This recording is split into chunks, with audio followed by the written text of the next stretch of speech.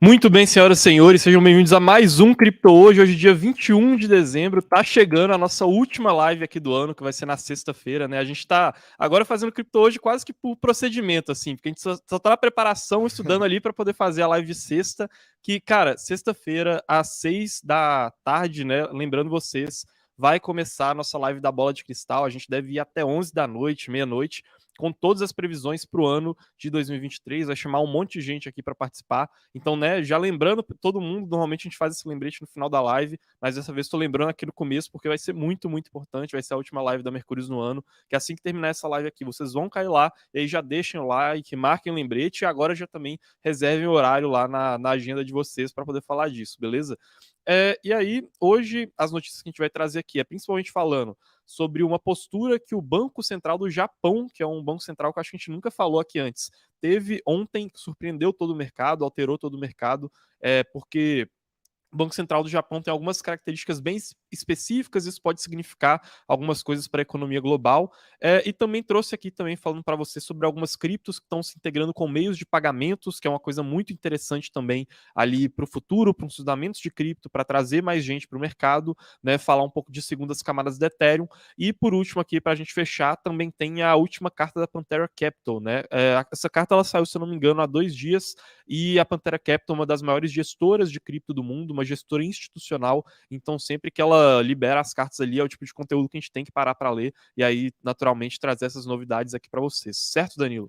Certinho, pessoal, já queria dar uma boas-vindas aí a todo mundo, né? Um bom dia ao Maicon, ao Emerson, ao Carlos. Mandem aí um bom dia aí no chat pra gente agradecer vocês e queria agradecer principalmente o Daniel aqui, né? Que falou que o like já ativa sozinho aqui, então já comecem deixando o like, porque vocês sabem, essa é uma live que a gente faz todo santo dia aqui para vocês, para trazer as notícias do dia, interagir com vocês respondendo as dúvidas.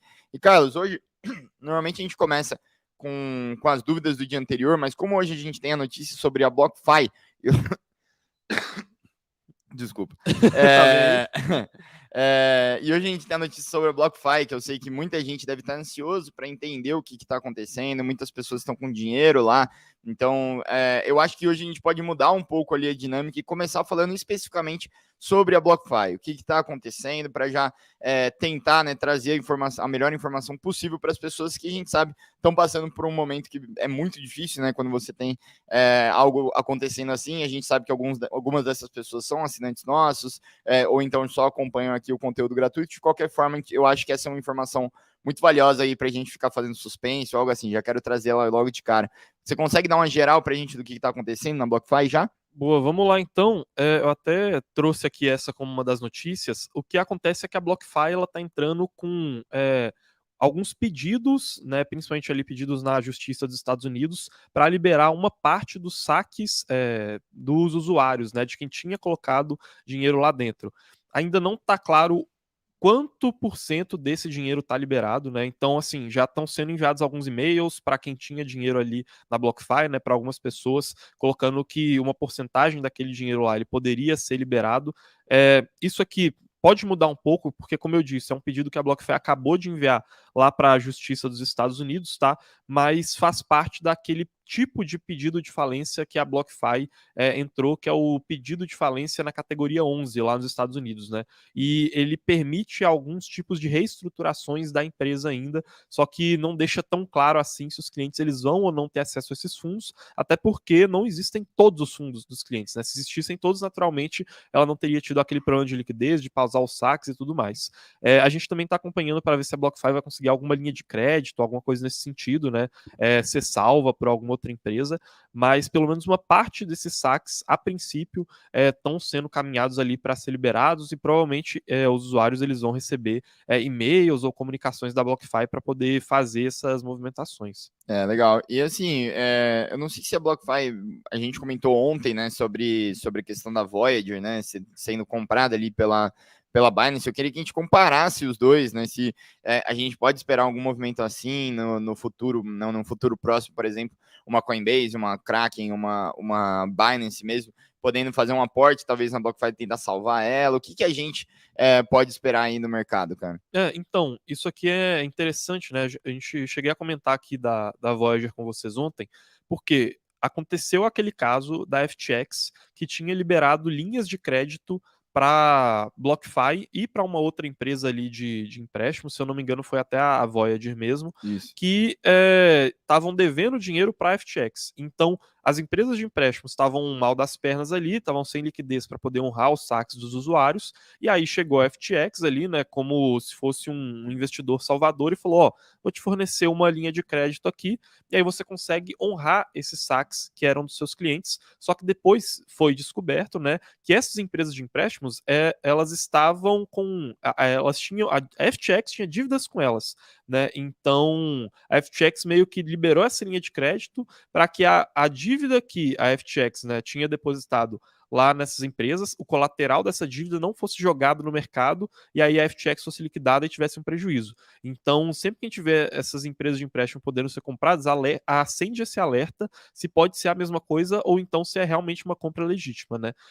No caso da Voyager, pelo que a gente entendeu, que é a Binance tentando comprar os ativos da Voyager, não existe esse tipo de perigo, tá? Até onde a gente viu, tá, pessoal? A gente não viu que a Binance ela teria grandes posições na Voyager que poderiam ser liquidadas, tá? E aí seria esse caso igual ao da FTX. E agora a gente fica também no aguardo para ver se vai aparecer alguma empresa que também não corra esse tipo de risco, igual uma Coinbase ou uma Kraken, que possa oferecer uma linha de crédito para BlockFi. Até agora eu não vi nenhuma movimentação mais conclusiva para uma dessas empresas fazer isso, mas é uma possibilidade, seria inclusive uma boa possibilidade caso não tenha, né, alguma dessas relações confusas ali, obscuras, igual era o caso da relação que a FTX tinha com a BlockFi. Boa. Vamos para as outras notícias então do dia e depois vou puxando as dúvidas que vêm aqui nos comentários. Inclusive, pessoal, se você tem alguma dúvida, né, que você quer perguntar para a gente sobre qualquer um dos temas que a gente vai falar aqui, ou até coisas não relacionadas sobre o que a gente está falando, podem mandar aqui no chat que a gente vai ter uma hora separada só para responder as dúvidas de vocês, tá? Carlos, vamos para as notícias aí do dia? Bom, vamos lá então, e a primeira é essa daqui, né? Ontem, o Banco Central do Japão, ele alterou a política monetária dele e isso surpreendeu o mundo todo. Por que isso aqui é interessante? O Banco Central do Japão, junto com alguns outros bancos centrais ali ao redor do mundo, e aí eu destacaria talvez, principalmente o Banco Central da Suíça também, eles são bancos centrais que historicamente se apresentam muito confiáveis e tomam medidas expansionistas sem ter muito pé no freio, né, digamos assim. Então eles conseguem emitir muito dinheiro no mercado, manter os juros muito baixos e ainda assim não sofrer tanto essas consequências, porque eles são considerados muito confiáveis, ou então no caso do próprio Banco Central do Japão, eles têm várias outras ferramentas de política monetária que outros bancos não têm.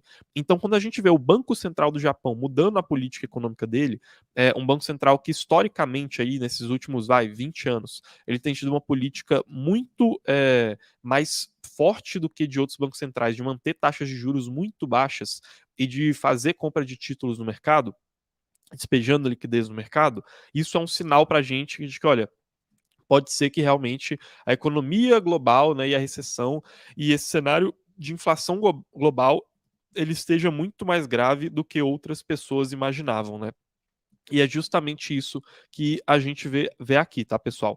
O que o Banco Central do Japão fez foi mudar uma política dele com relação à taxa de juros de longo prazo, né? Então, uma das taxas de juros deles ali de longo prazo, se não me engano, a de 10 anos, ela antes flutuava na faixa do 0,25 negativo até o 0,25 positivo, tá? Era uma faixa onde essa taxa ela podia flutuar.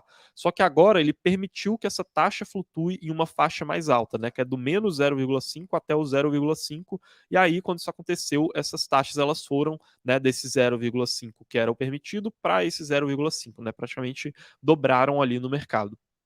E como que isso acontece, né? Isso acontece com ele comprando, né, e controlando os títulos de uma taxa de juros específica, né? Então, vamos supor ali uma taxa de juros para daqui a 3 anos, né? Ou então para daqui a 5 anos. Enfim, ele escolhe esses pontos específicos, faz essa compra, e aí quando a gente faz a curva de juros, né, que leva em consideração os juros de vários anos, ela acaba sendo puxada para baixo por meio dessa compra que o Banco Central está fazendo ali no mercado, né? Então, se esses títulos eles começam a ter um rendimento muito alto, ele vai lá e compra para tentar controlar isso, né? E aí foi exatamente isso que a gente viu aqui.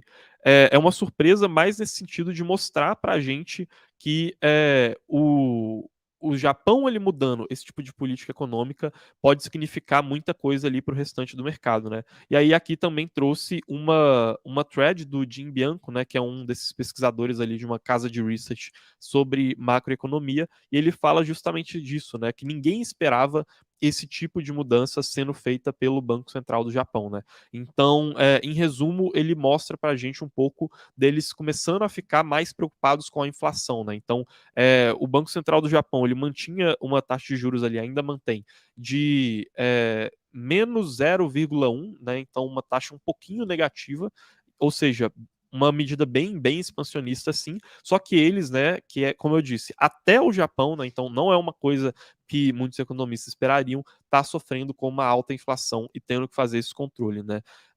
Então, é um dos indicativos que a gente pode estar caminhando para um cenário econômico mais grave do que foi em outras recessões, né? E a outra notícia aqui, em questão de macroeconomia, é que a China ela continua muito alerta com essa questão do Covid, né? Então, o Covid ele continua chamando muita atenção lá, a pandemia ela continua se disseminando, se espalhando, e a gente ainda não tem certeza, até porque é um país com dados muito fechados, que a gente não consegue ter confiança em muitas informações que estão sendo passadas, de até onde pode ir uma desaceleração da economia chinesa e que também puxa uma desaceleração da economia global, né? Então a gente chegou a falar aqui com vocês que os últimos dados da indústria chinesa vieram abaixo do esperado, os últimos dados de exportações e importações chinesas também vieram abaixo do esperado, e aí mais um indicativo de que o próximo ano ele pode ser um ano de recessão, um ano mais difícil do ponto de vista de mercados de risco, e que aí acaba refletindo também no mercado de cripto, né? Com a gente tendo mais lateralizações, mais preços baixos, porque o mercado de cripto ainda está bem correlacionado com o mercado tradicional, né? Mas acho que de macro aqui, antes da gente passar para algumas notícias específicas de cripto, era isso aqui que tinha para mostrar, Danilo. Não, legal. Acho que com essa questão de macro, cara, eu queria puxar uma dúvida do Anônimo, que acho que é a dúvida que mais a gente recebe aqui, né? Que são os drivers do próximo bull market, né? O que a gente acha que que o bull market vai. Se a gente acha que o bull market vai acontecer em 2024, né? Com o halving do Bitcoin. Então, eu queria que primeiro vocês expusessem a nossa opinião de se o halving ele pode ser um dos drivers do próximo bull market, e se não, o que poderia ser, né? A gente não coloca o halving como uma medida assim estabelecida que, olha, quando o halving acontecer, vai acontecer um bull market, tá? Pelo simples fato que a gente não acredita que a correlação que existiu do halving com o aumento de preços do Bitcoin necessariamente vai significar uma causalidade para os próximos halvings aumentando o preço do Bitcoin, tá? Por alguns motivos, né? E o que é o halving? O halving ele é um corte nas recompensas de Bitcoin que são oferecidas pela rede. Então a ideia é o seguinte: a demanda pelo Bitcoin continua igual, só que a oferta de Bitcoin caiu, então aconteceu o halving, o preço aumentou. Por que isso pode não ser tão simples, né? São três principais motivos. Primeiro, porque hoje a dominância do Bitcoin já é menor do que era naquela época, então já existem alguns fatores específicos de outras criptos que podem fazer elas se movimentarem de maneira diferente do Bitcoin. Segundo, também, que a eficiência de mercado hoje já pode ser maior do que naquela época, então o halving ele já pode ser antevisto, né, previsto pelo mercado de uma maneira mais eficiente do que era antes. Então, se todo mundo sabe que o halving vai acontecer, acaba que, né, no final das contas, aquele preço ele já acontece, ele já é precificado ali no movimento dos ativos antes dele acontecer de fato, tá? E o terceiro motivo é essa alta correlação agora que a gente está tendo com o mercado macro, né, com a economia como um todo, assim. Então, antes, cripto ele era, assim como a gente tinha essa descorrelação de outras criptos com o Bitcoin, que hoje já é um pouquinho menor, né, apesar dela existir, uma coisa que mudou muito foi a descorrelação que Bitcoin tinha de outros mercados, no mercado de ações, no mercado de títulos, no mercado imobiliário, enfim, era totalmente descorrelacionado. Agora ele já está muito mais correlacionado com o mercado tradicional, né? Então, esses são três motivos que trazem para a gente um pouco menos de confiança nessa tese de que o halving vai aumentar o preço. Tem outras casas, igual a própria Pantera Capital, né, que eu citei aqui para vocês, que eles falam, olha, ainda tem muita ineficiência no mercado, então o halving ele ainda pode impactar o preço do Bitcoin, mas a gente não conta com isso. o que poderia causar uma próxima alta, né, digamos assim, na nossa visão aqui, né, até uma visão minha um pouco particular, seria, primeiro, você tem que preencher um desses dois requisitos. Então, ou a gente tem uma melhora no cenário macroeconômico, ou cripto deixa de ser correlacionado com macro, né? Uma dessas duas coisas para o preço de cripto subir.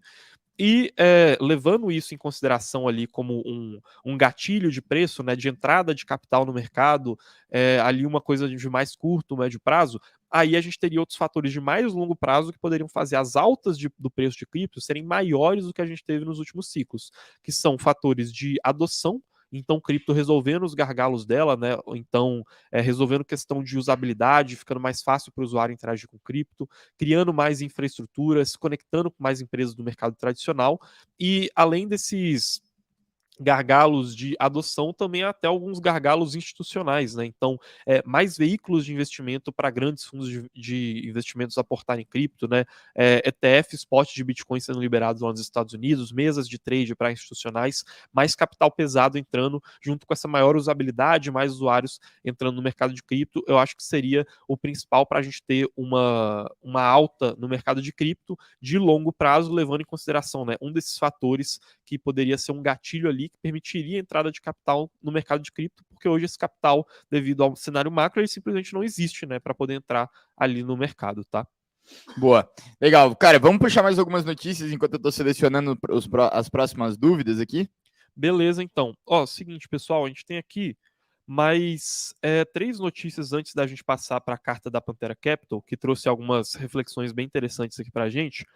A primeira delas é da Uniswap anunciando que ela pretende se integrar com o aplicativo MoonPay, né, de cartões de débito para poder fazer transferências. Isso aqui é uma das notícias que as pessoas costumam olhar e falar, não é nada demais, mas né, é exatamente o tipo de notícia que tem relação com essa alta de cripto para o próximo ciclo de alta, né? Essas notícias de adoção de cripto no mundo real. Muito parecido com aquela notícia da integração da MetaMask com o PayPal, que a gente trouxe aqui, né? Da integração do Telegram com o cripto também.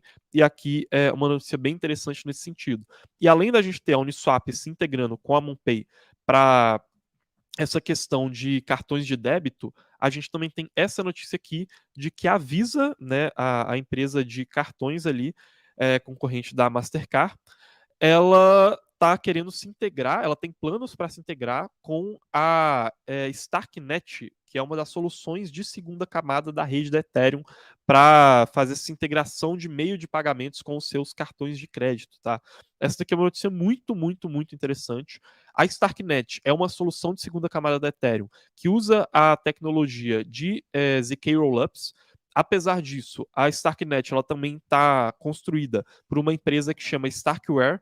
Então, a gente não sabe também o quanto dessa parceria seria a Visa se integrando com soluções de segunda camada e o quanto seria ela se integrando com ZK Rollups para soluções de privacidade, né? Isso ainda não está tão claro o quanto que vai ser uma coisa ou outra, mas sem dúvidas um passo muito interessante quando a gente fala de meios de pagamento se integrando hoje com cripto, tá? Esse é o tipo de coisa, igual eu falei para vocês, que todo mundo ignora, mas é isso aqui que num próximo ciclo de alta pode fazer cripto chegar em outro patamar, né? Por que que a gente teve cripto chegando em outro patamar agora no ciclo de alta de 2021, quando a gente compara com o ciclo de alta de 2017?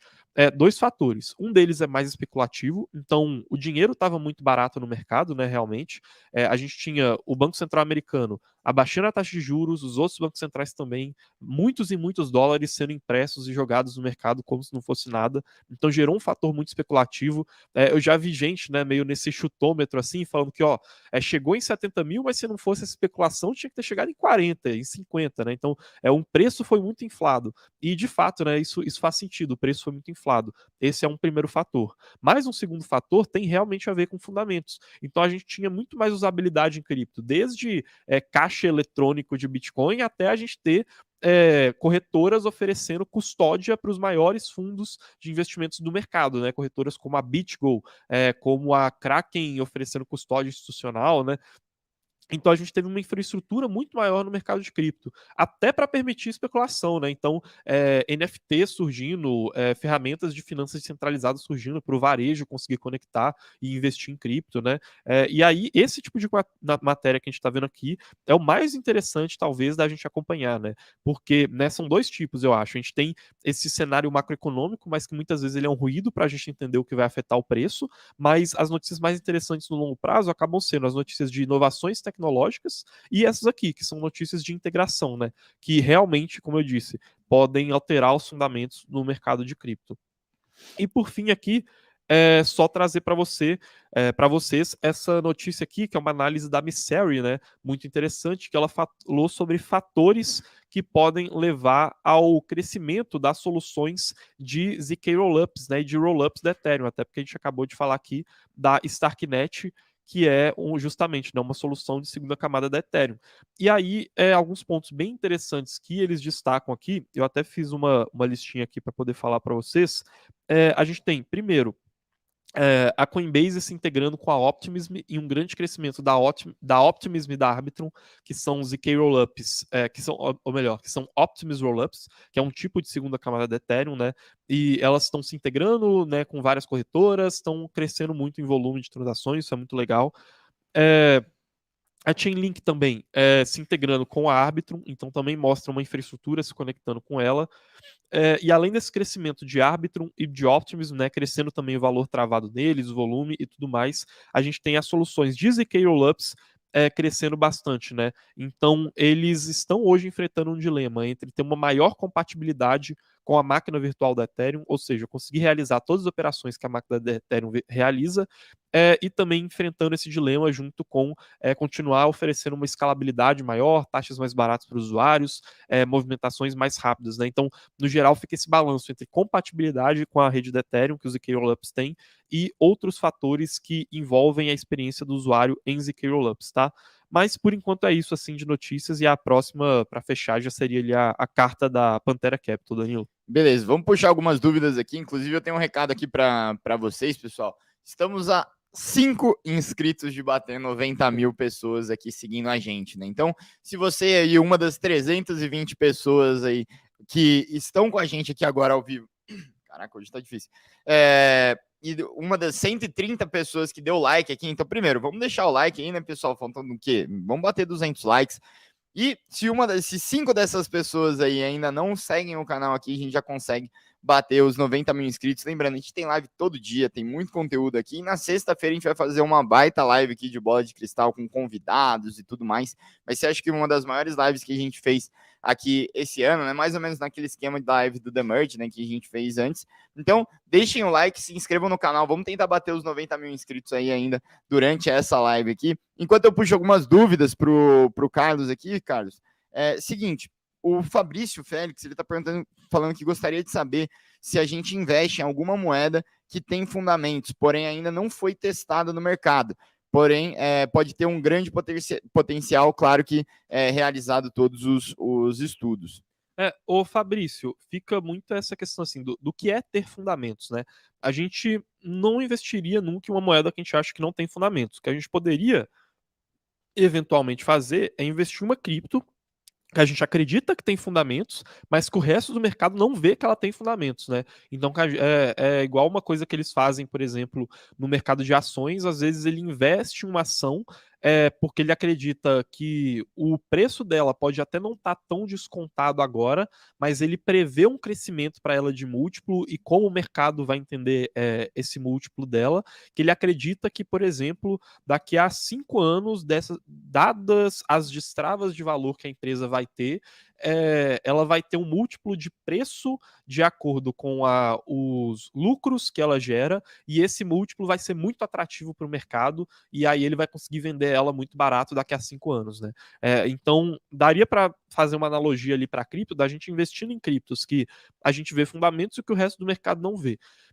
Mas assim, de maneira geral, é difícil separar isso, porque o mercado inteiro de cripto ele não é simétrico em informação. Então, o mercado institucional hoje ele não vê o valor em cripto que a gente vê. Essas coisas que a gente traz para vocês de Visa se integrando, de soluções de ZK Rollups da Ethereum avançando, tudo isso não é visto dessa maneira pelos grandes institucionais de cripto. Existe uma assimetria de informação hoje em cripto e a gente vê mais valor em cripto do que o restante do mercado. Por isso a gente investe entendendo que no futuro o preço de cripto vai se aproximar do valor que a gente acha que cripto tem e que as outras pessoas, né, e que o mercado como um todo ainda não observa, e aí por isso que cripto é uma oportunidade tão grande assim, e a gente faz um programa aqui de cripto ao invés de fazer em ações, porque a gente acredita que, cara, aqui é a melhor alocação possível do nosso tempo, né?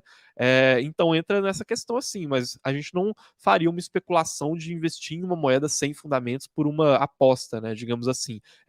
No mínimo a gente acredita que ela vai ter bons fundamentos no futuro, só que o resto do mercado não está enxergando isso. Uhum, exatamente, cara. Vamos puxar também uma dúvida aqui do Marcos Santos. A gente falou de BlockFi, né? E acho que automaticamente as pessoas da FTX, né, como ele aqui, perderam, né, uma grana na FTX. Estão perguntando se existe alguma possibilidade da corretora voltar à atividade algum dia, né? A gente falou bastante na época, né, da FTX, mas acho que é sempre bom a gente dar uma atualizada na nossa visão sobre toda a questão FTX aí, Carlos. Marcos, o atual novo CEO da FTX, que entrou para assumir o cargo, ele era um cara de fora da FTX e que ele ficou, inclusive, muito conhecido por ter sido advogado no caso Elrond, né? Que é Elrond ou Elron, né? Que foi uma empresa de energia elétrica que fez uma das maiores fraudes contábeis da história, né? E aí, na época, ela também precisou de uma recuperação, foi uma coisa que chegou nas manchetes dos jornais, igual foi com a FTX hoje, né? Porque ela enganou os investidores. E esse cara, ele passou por várias dessas empresas, ajudou em vários processos de falência. Ele é especializado em fazer isso. E ele falou recentemente lá na audiência que ele teve no Senado americano, explicando o caso da FTX, que ele chegou para assumir o caso, entrou lá como CEO, foi botar ordem na casa, e ele nunca viu uma falha tão grande assim e uma ausência tão grande de ferramentas de controle contábil para entender a situação de uma empresa na vida dele, né? E, inclusive, uma coisa que ele falou muito é que grande parte disso, óbvio, está relacionado com um mau caratismo, assim, de quem estava por trás da FTX, mas que ele nunca viu um nível de amadorismo tão grande, né? Então, assim, não tem registros confiáveis de quantas criptos que a FTX tem, né, no seu balanço, de quais que são os ativos da FTX. Não existiam maneiras confiáveis por dentro da FTX de saber o tamanho do rombo que estava acontecendo. Então, não foi só mau caratismo, né? Foi uma dose muito grande de amadorismo, de fazer as coisas com gambiarras e no final das contas ninguém sabe o tamanho do buraco que a FTX causou, né, nas economias das pessoas. Isso ainda está sendo descoberto, tá? Então, assim, se eu tivesse que chutar aqui, eu diria que, olha, a chance de receber 0% do dinheiro que estava na FTX, eu acho que ela é muito pequena, mas de receber 100% do dinheiro também é muito pequena, né? Provavelmente a gente vai caminhar para um cenário da FTX tentando entrar nesse cenário de resgate, igual que a BlockFi está entrando, e aí tentar enviar uma parte do dinheiro, né, permitir uma parte do saque, e o restante ficaria, por exemplo, parcelado por uma empresa que entraria para salvar a FTX, ou então não seria pago mesmo, né? Mas o quanto por cento disso seria 5%, 10%, 20%, 50%, ainda não tem como saber, tá? Beleza, cara. Vamos para a última notícia antes de eu puxar as últimas dúvidas, cara? Bom, a última notícia que eu queria trazer aqui para vocês, na verdade, foi a carta da Pantera Capital, né? Publicada há 2 dias atrás, e que, assim, eu pessoalmente acho até mais interessante do que as notícias, porque é uma das maiores gestoras de cripto do mundo, ela fala de uma visão de longo prazo, de fundamentos. Muitas das coisas que ela fala aqui são coisas que a gente aqui na Mercúrios discorda um pouco, né? Então, eu pessoalmente acho que às vezes eles têm uns posicionamentos um pouco mais idealistas do que alguns que a gente tem aqui, que são mais pragmáticos, digamos assim, mas nessa carta que eles liberaram, eles falaram de algumas coisas bem interessantes, né? E, de novo, reforça essa visão de grandes institucionais de cripto e que tem uma boa visão para fundamentos, igual ao caso da Pantera Capital. E o principal assunto aqui falado, e eles têm até um tweet aqui do Gavin Wood, em que ele fala justamente isso, né? O Gavin Wood, que é o principal cofundador da Polkadot, e que é falado sobre esse dilema entre a gente ter grandes empresas de cripto e que ao mesmo tempo elas passaram por várias fraudes, né? Só que que mostra, no final das contas, que o que aconteceu foi uma junção do pior que o mercado tradicional tinha para oferecer com o pior que cripto tinha para oferecer, né, digamos assim. E que a solução para a gente conseguir evitar esse tipo de acontecimento, esse tipo de fraude, novamente, está justamente dentro do próprio mercado cripto, ou seja, descentralizando mais e mais a tecnologia, né? E foi justamente um ponto que eles bateram muito aqui, que os reguladores hoje, eles podem estar mais atraídos por fazer regulações em empresas centralizadas de cripto, ou então mais céticos com o mercado cripto como um todo. Sendo que uma das grandes salvações que a gente vai ver é justamente no setor DeFi, né? Então eles até ressaltam aqui de que, olha, o que permaneceu confiável foram o que permaneceu confiável foi foram dois tipos de instituições, né, digamos assim. Primeiro, corretoras que já eram reguladas, e nesse sentido essas corretoras elas conseguiram resistir bem, como é o caso da Coinbase, da Kraken e da Bitstamp, né, que são corretoras bem reguladas ali no mercado americano, então que já passaram por auditorias como as auditorias da Deloitte ou então da Ernst Young, que são grandes empresas de auditorias globais, e que isso funcionou bem, pelo menos até o momento, né, pelo que a gente viu. Também no caso da Coinbase, muito bem auditada pelos reguladores lá do mercado financeiro de Nova York. E o segundo tipo, que também resistiu muito bem, foram questões de finanças descentralizadas, né? Então, DEXs como a Uniswap, como a Balancer, como a Curve, a SushiSwap, conseguiram resistir bem, e também plataformas de empréstimos descentralizados como a Aave, como a Compound, também conseguiram resistir muito bem, né? Então ele vai falando aqui sobre essa questão de regulação, e também mostra aqui um dado muito interessante, que foi essa migração que aconteceu de corretoras que não eram bem reguladas nos Estados Unidos, né, corretoras em offshore, né, como eles falam, que estão ali nas Bahamas, igual era o caso da FTX, ou em outros países, para corretoras bem reguladas, igual a Coinbase, igual a Kraken. Eles colocam aqui também a Upbit, a Bitstamp, que também são corretoras que têm essas auditorias lá dos Estados Unidos. Elas receberam um fluxo de capital muito grande a partir desse acontecimento, né? E aí aqui, ao longo do texto, eles vão falando aqui sobre, tá, e agora, quais seriam os próximos passos ali em questão de regulação de cripto. Uma outra coisa interessante aqui, que eles mostram a comparação entre cripto com a internet. Então, hoje, os Estados Unidos, eles parecem estar perdendo o ritmo quando se fala de capital intelectual de cripto. Isso aqui é uma coisa que deve pressionar os Estados Unidos para conseguirem logo uma regulação.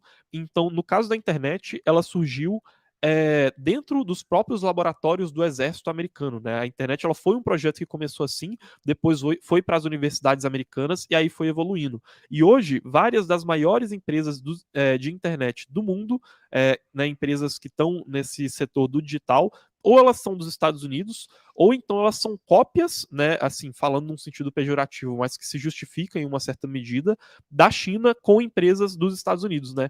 E por que que esse sentido de cópia se justifica um pouco? Porque várias dessas empresas da China, elas só estão conseguindo surgir porque a China, ela fecha o mercado dela para as empresas dos Estados Unidos, e aí ela cria um ambiente ali artificial que é mais frutífero para as empresas conseguirem atingir um tamanho de mercado maior, porque lá nos Estados Unidos elas teriam uma competição muito grande, né?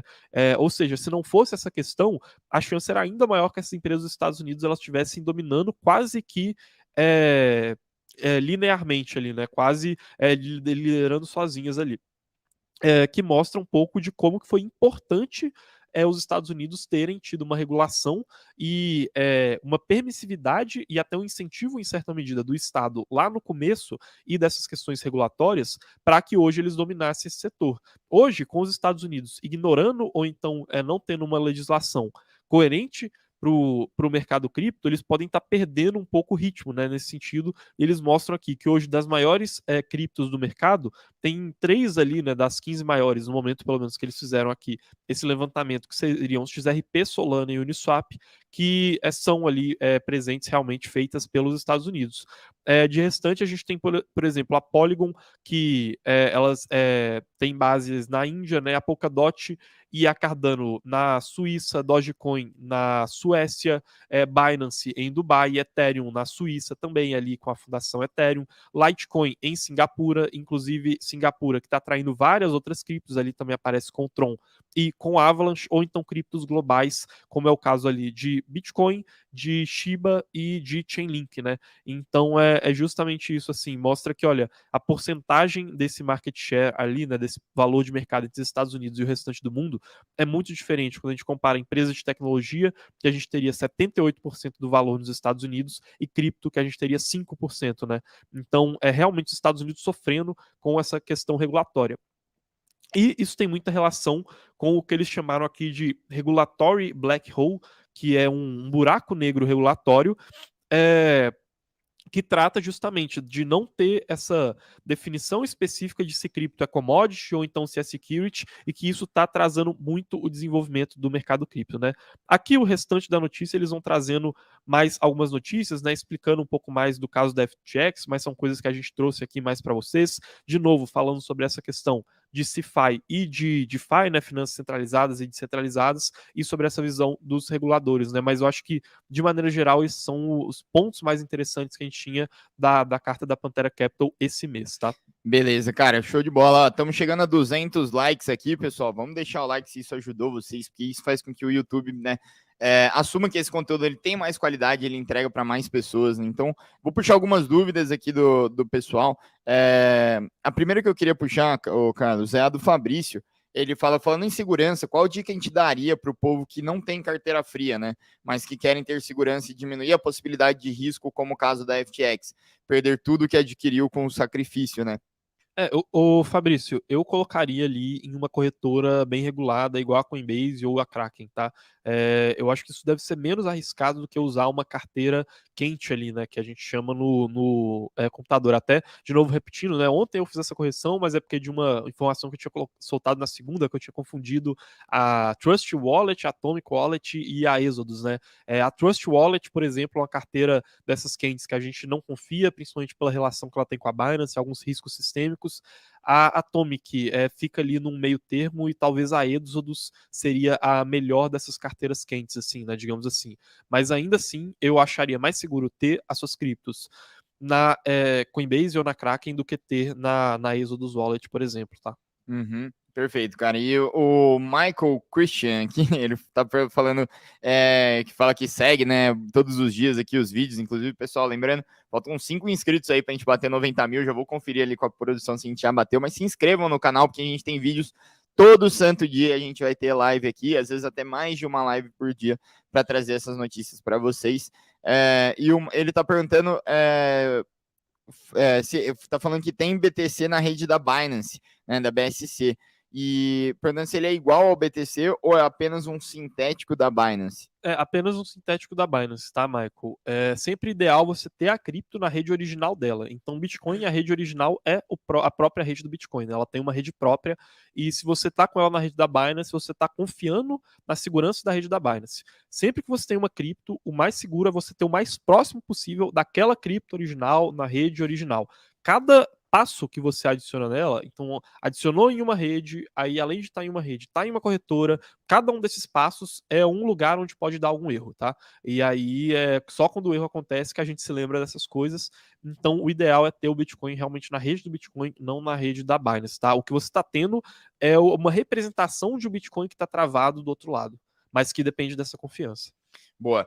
E o Jadson aqui, ele faz uma pergunta interessante, né?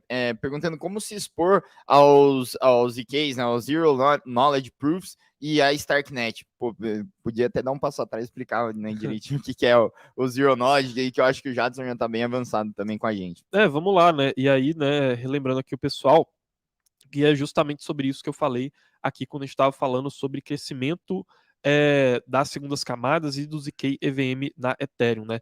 O que é o Zero Knowledge?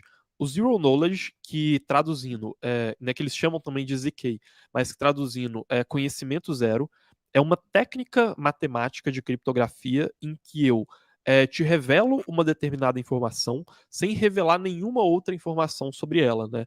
Por exemplo, se eu tivesse um cofre aqui, e aí eu viro esse cofre para mim, abro ele e depois mostro para você o cofre aberto. Eu mostrei para você que eu sei a senha do cofre, mas eu não tive que te revelar qual que é a senha do cofre. Então, eu te revelo uma informação escondendo as outras. Nesse caso, ainda não seria prova de conhecimento zero, porque você, por exemplo, viu o que tem dentro do cofre, né? Então, matematicamente, a prova de conhecimento zero, eu te revelo só uma coisa, sem falar mais nada sobre aquilo. Isso é muito interessante de ser aplicado no mercado cripto, porque essas provas de conhecimento zero, elas te permitem enviar provas criptográficas de que uma transação aconteceu lá para a rede do Ethereum, e aí eu consigo tornar esse processo mais rápido e mais barato. Então, por isso que a gente fala da relação que os ZKs têm com as segundas camadas do Ethereum, é como se ZK Rollup, que ele fosse um subsetor das segundas camadas da Ethereum, né? Então, algumas segundas camadas da Ethereum usam essa tecnologia de Zero Knowledge, igual é o caso da Starknet, né? Que a gente citou ali, que estava fazendo aquela integração com a Visa, né? Que tem planos de fazer essa integração. E além de ajudar nessa questão de rapidez, de barateamento de custos, o Zero Knowledge, o ZK, né, prova de conhecimento zero, também pode ajudar em questões relacionadas à privacidade. Então, eu não quero revelar outros dados sobre mim quando eu estou falando da minha identidade.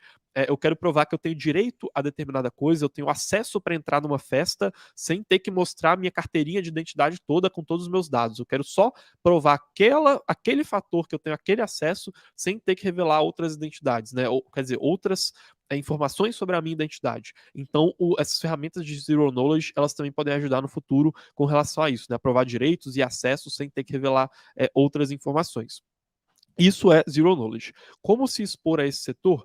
Hoje, provavelmente, por meio da Ethereum e de segundas camadas da Ethereum.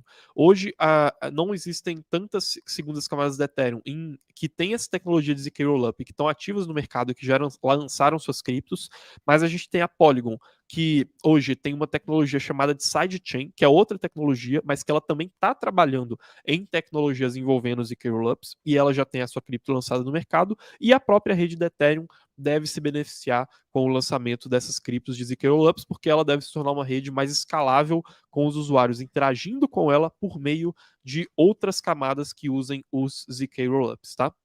Boa. Show. Vamos ver aqui mais algumas dúvidas aqui antes da gente fechar. O Danilo Nash aqui tá falando que o Minuto Cripto de hoje, né, foi muito bom, né? Tá fazendo a visão macro, né? Inclusive eu peguei até aqui para vocês verem, pessoal. Para quem não sabe aí, a gente tem uma newsletter, né, diária que todos os dias úteis aí você recebe na sua inbox do seu e-mail aqui uma newsletter com um resumo ali, 3 a 4 minutos, uma análise muito rápida de tudo que está acontecendo no dia, né? Então, uma análise aqui que a gente faz. Então, por exemplo, por que o mercado cripto caiu tanto em 2022? Esse foi o Minuto Cripto que a gente mandou ontem, tá? Esse é 100% gratuito, tá? Na verdade, a gente mandou hoje, né? Então, 4 minutinhos aí de leitura, e esse ainda é um dos maiores aqui. Você podia até falar um pouquinho do que a gente falou aqui, né, o Carlos, para o pessoal? A gente fez uma recapitulação desse cenário macro de expansão econômica e depois do que levou a inflar tanto os preços de cripto e depois do que levou a essa queda, né? Então, principalmente explicando para quem se confunde um pouco com relação à taxa de juros, né? Com como que isso faz os preços aumentarem no mercado, toda essa questão. A gente recapitulou um pouco disso e também mostrou o que a gente espera que deve acontecer para o mercado nos próximos anos, né? Depois que a gente teve esse período de queda. Então, né, para quem quiser ter acesso a essas análises, são totalmente gratuitas, enviadas todos os dias às 7 da manhã. Principais análises, principais notícias, nossa opinião de investimento sobre elas, tá tudo lá no Minuto Cripto, como eu disse, sempre de segunda a sexta no e-mail de quem acessou esse link aí que tá na descrição e que também tá nos comentários para vocês, tá? Exatamente, né? Os links estão sempre aqui, todos os links que a gente fala estão na descrição, tá? Eu também posso mandar o link do Minuto Cripto se alguém não tiver inscrito aqui no chat. Aqui no final a gente até lembrando, né, da nossa live da Bola de Cristal, que eu acho que é uma coisa que a gente poderia encerrar aqui falando, né, Carlos? Você que está planejando todo o conteúdo, né? O que a gente está pensando em falar aqui nessa live? Exato, né? A live da Bola de Cristal, pessoal, relembrando, é a live mais importante do ano, porque é nela que a gente vai falar as previsões para 2023, fazer a recapitulação do que aconteceu em 2022, e nessa live, inclusive, a gente vai contar com vários convidados do mercado cripto, né, aparecendo lá com a gente, então podem ter certeza que vai ser a live definitiva do mercado cripto Brasil para poder falar sobre o futuro do mercado cripto no próximo ano, né? Então se preparem aí, sexta-feira, às 6 da tarde, a gente vai estar aqui com vocês, com um cenário todo especial aqui para falar da bola de cristal, trazendo essas previsões, tá? Exatamente, pessoal. Então, acho que no mais é isso, né? Fiquem aí, porque logo depois dessa live vocês já vão ser redirecionados para a live da Bola de Cristal, para vocês deixarem um lembrete, né? E deixarem o like já também para o YouTube, já entregando essa live para o pessoal. E eu acho que é isso. No mais, eu queria pedir só para vocês se inscreverem no canal para a gente bater os 90 mil inscritos e deixarem um like para o YouTube entregar mais o nosso conteúdo, se vocês acham que aprenderam alguma coisa com a gente hoje, beleza? Pessoal, no mais é isso. Até amanhã. Valeu!